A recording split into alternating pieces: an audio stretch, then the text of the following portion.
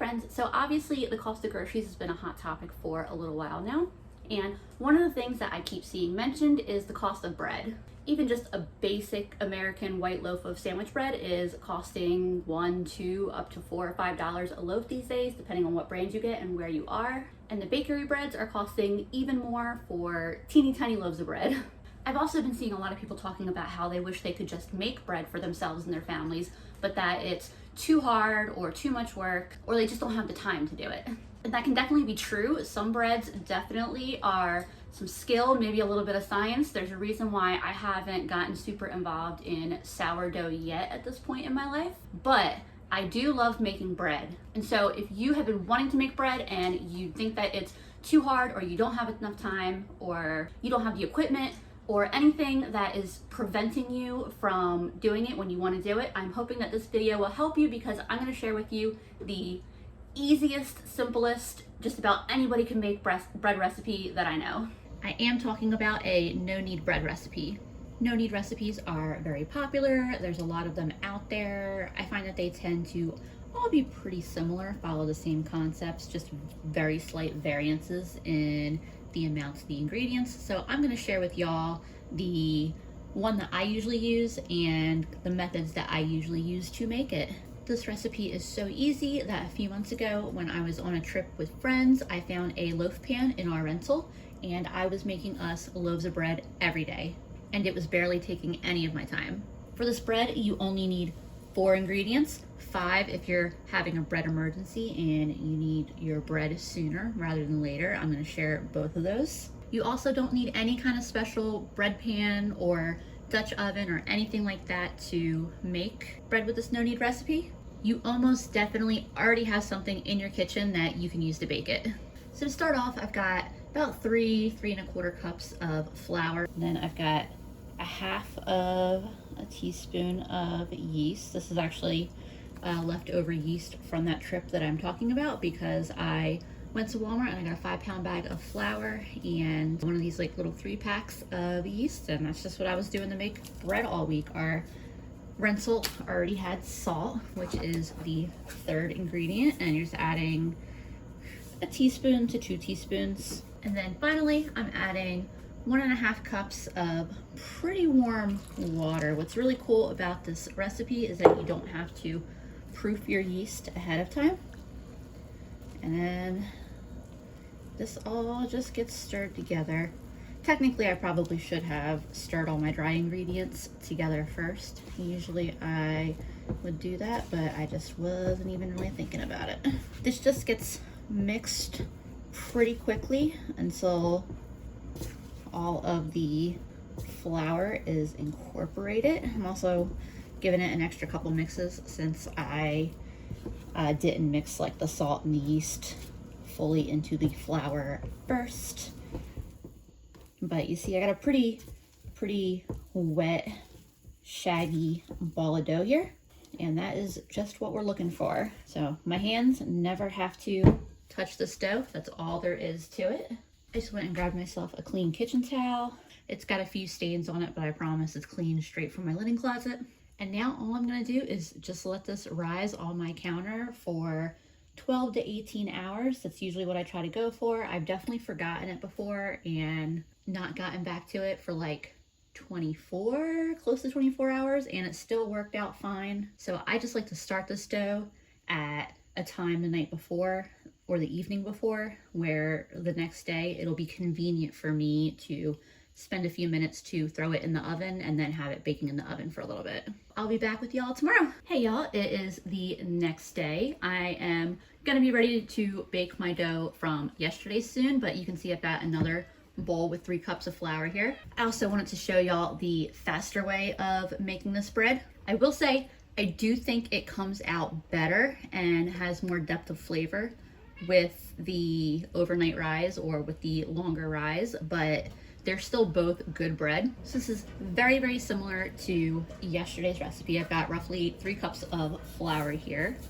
I'm adding a little bit of salt, teaspoon or 2. Now the yeast amount in this fast rise is a little bit different. So it's either 1 full packet if you're using packets, or 2 1/4, that's what's in these, right? 2 1/4 teaspoons of yeast. So I've got 2 that are open, so I'm gonna see if I have that amount. One second. It was not enough in those 2 partial packets, but that's okay because I have plenty more. Now, since we're doing a faster rise, we essentially want to give that yeast a little extra to feed on so it will rise faster. So I'm just adding about a teaspoon of sugar. You can also do honey. I bet you could even do like maple syrup or something like that if you wanted to add that kind of flavor profile to your bread. Now is also the time if you want to add any like extra add-ins. So I have some oregano from my garden here. I dried that a few weeks ago. I'm also gonna add a little bit of pepper. You could add herbs, garlic, Parmesan, whatever you like. And then today I'm remembering to mix this all in before I add our hot water. And here is my 1.5 cups of very warm water. I don't even know if I'd quite call it hot water, but definitely on the very warm side. Same as yesterday, we'll mix that all up until the flour is nice and incorporated. See, it's very, very wet, very shaggy, and that is how it is supposed to be. It's taking a couple minutes longer to get together since I'm talking to y'all and recording, but this seriously, like I can have this dough ready to go in well under 5 minutes. Like when I say that this is such a quick and easy recipe, I am not exaggerating. Get that little bit off the spatula, and then I will cover this, and I'm gonna let this rise for an hour. Cover this up, and I'm pretty much timing this so that way I'll be able to bake both of my loaves of bread at the same time, so that way I only have to turn my oven on once today. All right, it is actually about an hour and a half later because I got a little bit distracted with something, but here are my 2 different doughs. The first one that I started last night has been rising for like 17 hours or so. And then my other one over here, like I said, it's been like about an hour and a half. It looks a little different because remember, this is the one that has the herbs in it. The one I started last night is going in a loaf pan, so I'm gonna start that one first.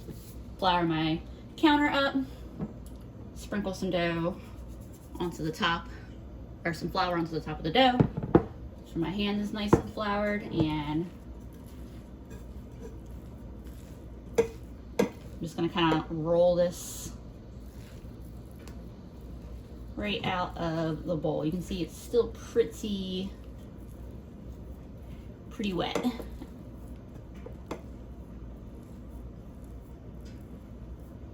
It's a rainy day outside. I mean, it's been raining pretty much all day, so I probably got a good bit of humidity going on in my house right now.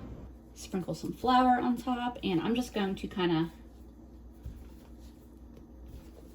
roll this into the shape that I want it to be. It doesn't, honestly, you don't even need to do very much work here.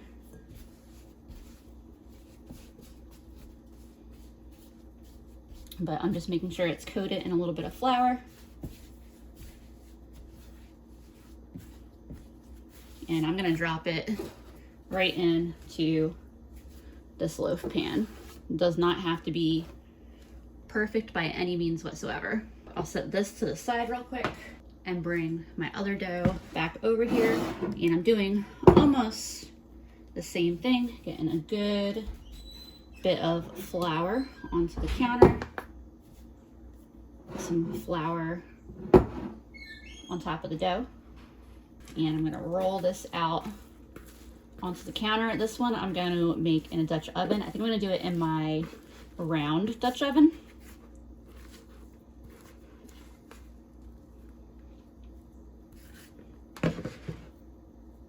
And so this one I'm going to be letting rise directly on the counter. You could put it on some parchment paper. That way you can just lift it into the Dutch oven, but you can also do like I'm gonna do and just leave it on the counter. It means I'll be handling it a little bit more roughly when I drop it into the Dutch oven, but it'll be okay. Really, I'm just gonna make sure that this is fully covered in flour so that way it is not going to stick to my counter. Work it into kind of a ball shape.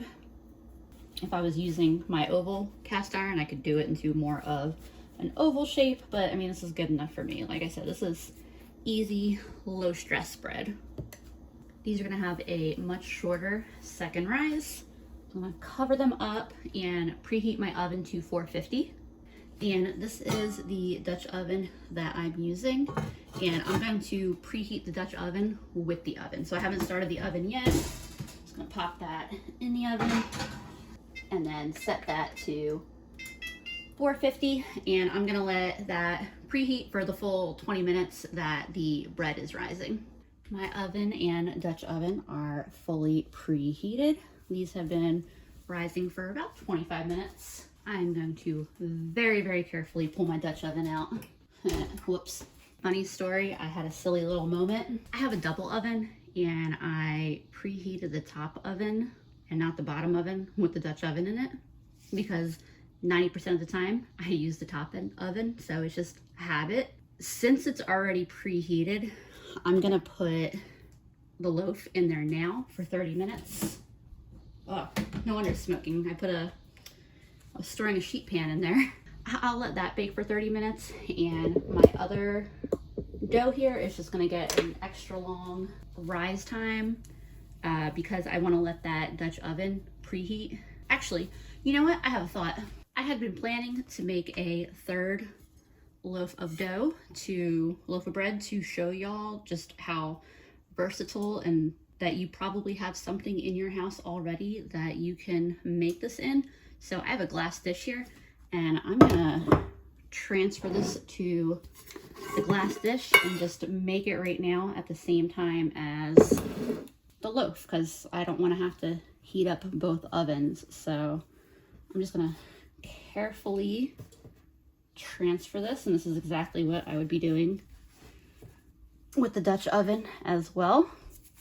I floured my hands so it to help it from sticking. I'm just gonna pop it in the oven just like this, same thing, 30 minutes. They're both gonna be cooking at the same time in there. That's one of the many advantages of this recipe, is that mistakes like that, not a big deal. Easy to just pivot and alter the plan. All right, there's one loaf. And then there's the other. I should have probably only put them in for 25 minutes. They're a little dark on top because my top oven cooks things a lot faster and things cook a lot closer to the heating element. They got a nice hollow sound. I know they're fully cooked. I let this cool in the pan for a few minutes, and then I'm transferring it to a wire rack to finish cooling. If you're using one of these glass dishes, you may want to give it a little spritz of some cooking spray or oil it. It did stick just a little bit, but that'd be all right. The loaf pan, I didn't spray. It came out just fine. I'm gonna let these finish cooling before I cut into them, even though they smell very amazing and I'd like to cut into them right now. So it is technically way too early for me to be cutting into this loaf. It's still pretty warm, but I'm gonna let the other one fully cool all the way, but we're gonna go ahead and cut into this one now because we can. And this loaf will probably be gone tonight anyway. This is the one that I mixed the herbs and a little bit of black pepper in. Spread just a little bit of butter on it. That is absolutely delicious. You want to try, Andrew? Sure. I say try like he hasn't, eaten bread I've made a million times. I'll cut a few more slices of this because I know that we're gonna eat a bit of it. With this type of bread though, it is like, and when I say this type of bread, I just mean fresh bread. Just my recommendation is just to slice it as you need it, because keeping it whole will keep the whole loaf fresher. You can also freeze this bread if it lasts that long. There's what the inside of that loaf looks like. That crack is just because of where I pulled it off the pan. But it is super soft on the inside, nice and crusty on the outside. Although that Dutch oven will get you a really crusty bread. But I mean, just this little round rustic loaf like this looks super impressive if you serve it with like some type of pasta dinner or something. Especially if your friends don't make bread, it looks like a nice artisanal loaf. Fast forward, I got caught up in stuff last night, but it is less than 24 hours later. That other loaf of bread is long gone, but I still have this loaf. Obviously, it's fully cooled now. I'm gonna cut it in half so that way I can show y'all what it looks like on the inside. And so I'm gonna slice this entire thing because I have friends coming over tonight, so I'm gonna slice it and we're gonna eat it. But if I were just cutting off individual slices and I wanted this bread to last a couple days, I would cut the slices from the middle instead of the end, and then push the loaves, the 2 cut halves, back together, and that just helps keep it fresher longer. But like I said, this is all gonna get eaten tonight, but this is, I think the loaf is my favorite way to make this bread, because then I'm just gonna, you know, cut in slices like this to eat with my meals, or as like a real light breakfast or something like that. This is great toasted with cream cheese and jam. It makes great sandwiches, great grilled cheese, or I like to just slice it up and butter it up. And because I so want to impress upon y'all how easy and versatile this recipe is, I'm making a couple more batches of bread dough here. So same thing, roughly 3 1/4 cups of flour in each of these bowls. I probably could do it as a double-sized single lump of dough that I, you know, just separate later. If you have access to a kitchen scale, that's always the most accurate way to measure flour. And with certain recipes, I am more likely to weigh the flour, but something like this, I'm just throwing the roughly 3 cups in there. 1/2 teaspoon of yeast in each of my bowls, plus a teaspoon or 2 of salt in each one. I'm gonna put some Italian seasoning and garlic powder in one of these, which actually was a reason to have it in 2 separate bowls right there. Mix the ingredients up. And then each of these is getting 1.5 cups of very warm water. You don't want it hot enough to kill the yeast, but you do want it to be warm enough to get it activated. This dough is just slightly drier than I was intending for it to be. I mean, hence one of the risks when you just measure flour willy-nilly like I do, but I just put a little splash of additional water in there. I'll get that mixed in real quick and it'll be no problem. If you add water, I would recommend doing it by like the tablespoon, but this will be okay. Now I think it's a little bit on the wetter side, but that's fine. I'd rather have it be just slightly too wet than slightly too dry. Whereas this one here, the flour to water ratio was just fine. That's actually a really great demonstration we can do here. We got one that's a little on the drier side, one that's a little on the wetter side. I'll cover them up, let them rise, and I'll let you know how many hours I end up doing that for. But I'll be back with you tomorrow for these. This is the jar that I keep my flour in, by the way. I think it's the Anchor 2-gallon jar on Amazon. I can link it down in the description. I'm not necessarily saying that it's a great jar for storing counter because there's no seal. So especially if you have issues with like bugs or anything getting into your flour.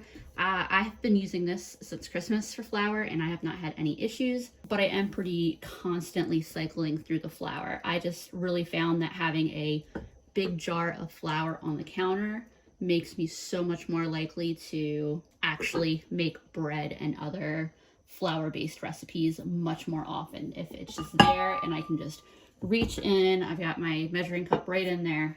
I've been buying my flour by like the 25-pound bag. Obviously this doesn't fit anywhere near 25 pounds, so I'll just fill it to like there or something, and then I store the rest of the flour elsewhere and then just use and refill this as needed. I also want to throw in a real quick note about yeast. A lot of times in my videos, you'll see me using up the packets because I buy them for videos and for like emergency kits and stuff. So that's why I have them, and go ahead and use those up when I have the opportunity. But this is the yeast that I keep in my freezer and how I kind of normally go through my yeast. I buy it in a 2-pound bag when I can. And when you put it in the freezer, it lasts forever. But this is the bag that I got. I just kept the bag because it has just the different information and stuff about the yeast temperatures and stuff like that. I don't technically need it, but I like keeping it in there. But yeah, it's a Red Star brand. It was a 2-pound bag of active dry yeast. I've been going through this bag for years. The little packets of yeast usually come in 3s and they cost like a buck 25. The 2-pound bag of yeast, I think I spent, like I said, I bought it years ago. I want to say I probably spent around $10 on it then. I'm not sure what it goes for now, but in terms of like the price per ounce, you're paying a fraction of the cost. If you're making a lot of bread and anything that needs yeast, this is definitely the way to go. Basil plant is getting huge and it's only one of 3. I need to take care of a lot of it and cut it back really far, but for now I'm just gonna grab this little bit. Hey friends, here are my 2 batches of dough. They've both risen very beautifully. I have my enameled cast iron correctly preheating in my oven. I started preheating the correct part of my oven to 450 degrees. I'm gonna set this batch of dough with the herbs and garlic to the side and work on the other one first. So apparently I'm gonna have to try doing this with a cat hanging on my shoulder. All right, let's see if this works. I tried to put him down and he is gripping my shoulder pretty tight. He just woke up as soon as I started speaking, and that means he has to have attention. So this was that dough that was a little more wet, as you can maybe tell. I guess the real difference will come when we get the other dough rolled out. I figure if anything, it may just need a little extra flour sprinkled on. This is what I'm working with here. There we go. I got his tail tucked out of the way now. You really don't need to work this too much. I double checked to see if I had wax paper, and I definitely do not wax paper. That's the problem. I have wax paper. What I need in my life is some parchment paper. But I'm just going to make sure that this is well floured, tuck it kind of into the shape that I want. Kind of tuck the uneven edges onto the bottom. Making sure this one's extra well floured since it is so wet, and that's all I'm gonna worry about it. It's got this little kind of ugly side right there, but that'll be all right. I ain't worried about it. And I'm gonna let that just rest and rise while my enamel cast iron heats up in the oven for like 30 minutes. I took a little intermission there. Hopefully the cat got his fill and I just gave him some treats. See, the problem is he doesn't want to sit in my lap. He just wants to be held, like me standing up holding him, and he wants dinner, but he has access to dry food all the time, but he wants his wet food dinner, but that's not for like almost 3 hours. And he's got a medication that is getting delivered, so he couldn't eat yet anyway. All right, so with this one, this is the one that we got some Italian seasoning and garlic in. I'm trying something different with this one that I haven't done before. So I'm gonna try to kind of flatten it out without working the dough too terribly much. I'm gonna try to make it into a big rectangle here. So I've got some pizza sauce that I'm gonna spread around on here. Using my fingers because sometimes that's just the easiest way to do it. And then I don't have to clean a brush. Then I'm just spreading my basil that I got from the garden over it. Some additional Italian season. I know I put some in the dough itself, but might as well get a little bit extra. And then this is just like a 6 cheese Italian blend. I put it on top of pizzas usually. Like I said, I haven't actually done this before, so I don't know what the correct amount that I should be adding here is. We will find out together. Next, I'm going to roll this up.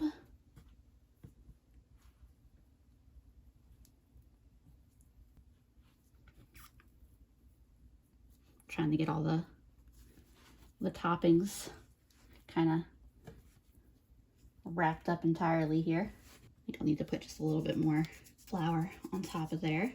And then I've got myself what will hopefully be a sharp enough knife here.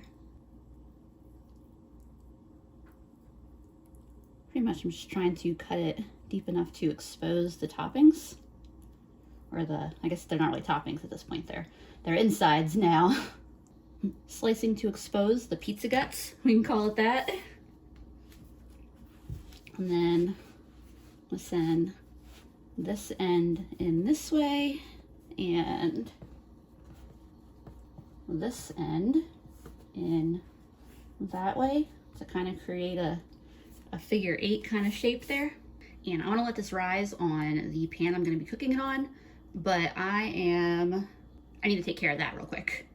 All right, so I gotta super carefully pull this enameled cast iron out of the oven. It is super, super duper hot.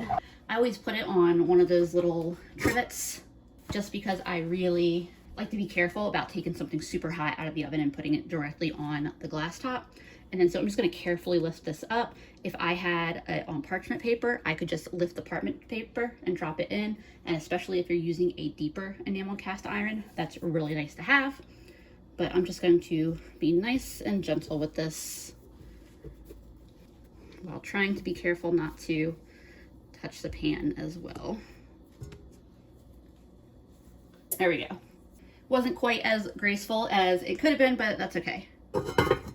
Lid goes on, that goes back in the oven for 30 minutes. So now I can try to get this other one on this pan. It probably would have been easiest if I had just shaped it on this pan to begin with, but that's okay. It's a shame I don't have two of these little bench scrapers, because then I could just lift it up on each side, you know? All right, we're just gonna be careful and move quick. There we go. All right, and I think as of right now, that is gorgeous looking. Hopefully it ends up, you know, the final product tasting as good as it looks and smells also right now. I had originally planned to bake this with the other bread, but since my cat was experiencing an emergency of the attention needing variety, you know, I'm just gonna let this rise while the other bread is baking, and then this will go in the oven when that comes out. 30 minutes is up, and so now it is time to take the lid off this. And then that's gonna cook for another like 15 minutes. By the way, if you'd wanted to use a razor to like cut any fancy designs in the top, that's definitely something that could be done before you put it in, but I really wasn't worried about it. I figured it was gonna have a little bit of a blowout right where that weird little seam was, which is what happened, but I think it still looks great. I got one very hot pan coming out, and then this one can go in. And I'm thinking that that'll probably be a 30-minute bake, but I'm gonna check it at 24 minutes, honestly. And then I'm just transferring my loaf here onto a cooling rack to continue cooling. It is a gorgeous loaf, especially for how little time and effort went into it. Here's what that other loaf looks like. I took it out at 25 minutes. I just had a feeling that given like the shape it is and laying out on a sheet pan, I felt like it probably would cook a few minutes faster, and I think I did. If I tap on it, it's got a hollow sound throughout it, so it should be done. It looks done. I'm gonna give it a few minutes to cool off before I start cutting into it. We'll probably cut into that other loaf for dinner, but this one we're just gonna eat it now. Probably not all of it, but I wouldn't be surprised. I wouldn't be surprised if a good portion of it. Not in one sitting. And I want to get into it. This one I do actually want to get into while it's nice and hot. I was hoping that the cheese and the sauce and such would get a little bit further down into the bread. That's something that I can try playing around with. But this is very excellent tasting. Dip, dip. Mm-hmm. It's definitely very distinctive from pizza, but I mean, it's good. Mm-hmm. I can see in the middle, the cheese and the sauce and all made it a little bit deeper into the bread. That Italian seasoning and garlic that I put into the dough also comes through across the entire loaf. Very, very, very good.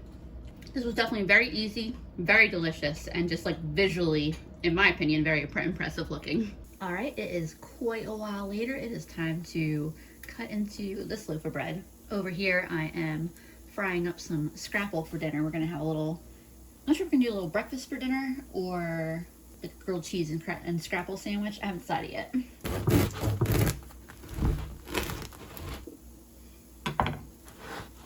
And that is just an absolutely gorgeous loaf. Cooking it in that enamel cast iron like I did gives it a, leaves it a real nice soft center, but a nice crispy, crusty outside.